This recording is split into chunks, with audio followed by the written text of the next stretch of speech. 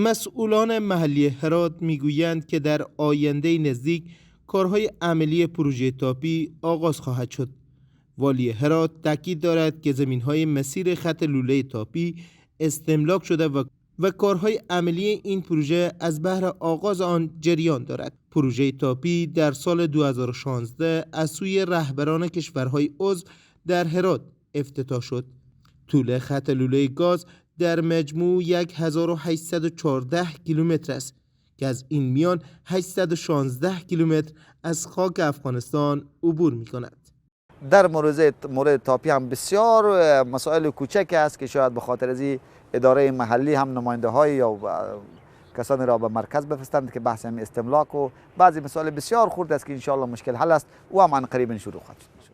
ظرفیت سالانه پروژه تاپی 33 میلیارد متر مکعب گاز است که به کشورهای عضو انتقال خواهد داد.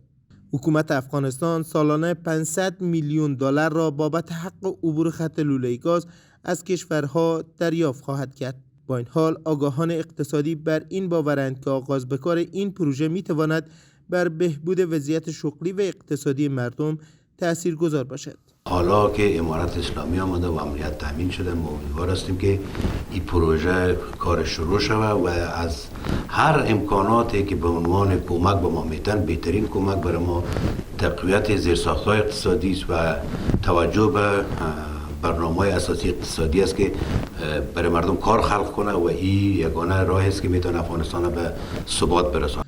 در سال 1397 کارهای انتقال این پروژه در خاک ترکمنستان تکمیل گردید، اما هنوز این پروژه در افغانستان کارهای عملی آن آغاز نشده است.